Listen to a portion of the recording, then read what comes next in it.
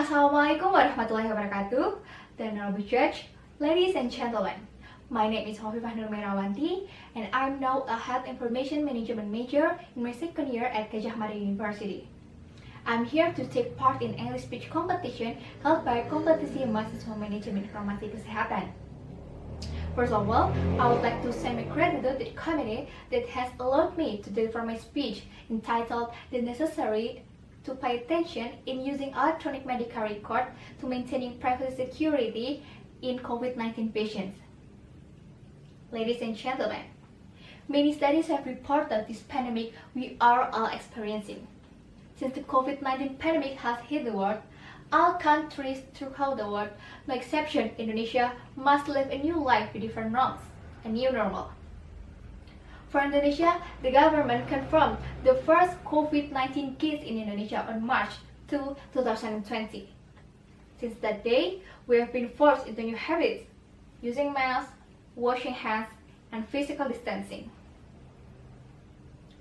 Jumping to the discussion of health information management, COVID-19 patients who are treated at health facility will be identified and recorded through medical records as a file that contains notes and documents about the patient's identity, examinations, actions, treatments, and other services that have been provided to the patients.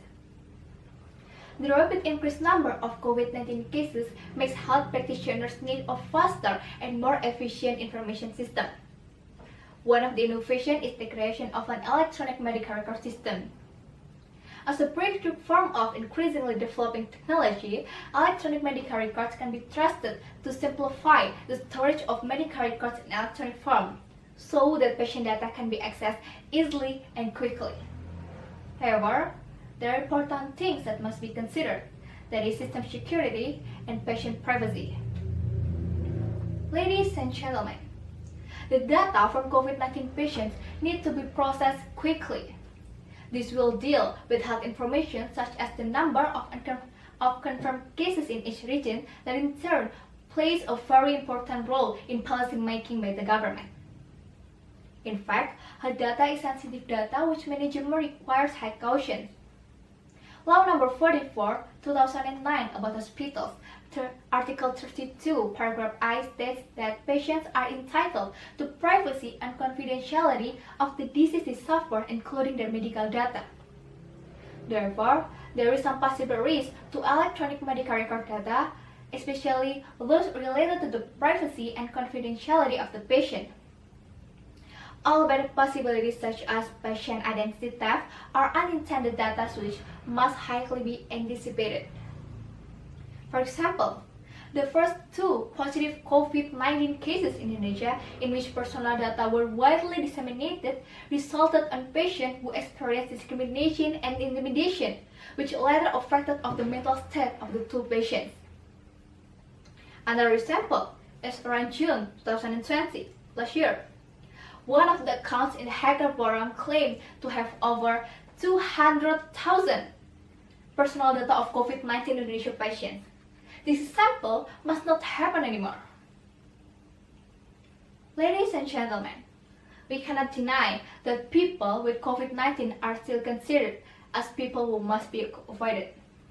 This is also in contrast to the behavior of people who increasingly do not care about the correct health protocol. Concerning patient data, data leakage can actually have a negative effect on patients. Therefore, all levels of society, not only health workers, must participate to maintaining the confidentiality of the identity of patients who have been indicated positive through pola tests. I can therefore conclude that electronic medical record may facilitate the collection and management of data, especially for COVID-19 patients. However, on the other hand, there is a safety risk in the misuse of patients' data. Consequently, maintaining the privacy of COVID-19 patients, including when the health facility has used electronic medical record, is a must. One of which is by always prioritizing the laws of the personal data protection. And also we, as medical personnel candidate in Indonesia in the future, must always prioritize personal data protection in accordance with applicable regulation, including the Code of Ethics for medical personnel.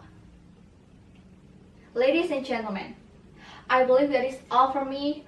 Hopefully what I have said can give us deeper understanding on how we have to maintaining the privacy of COVID-19 patient both in electronic or manual medical records. Thank you very much for your attention. Wassalamualaikum warahmatullahi wabarakatuh.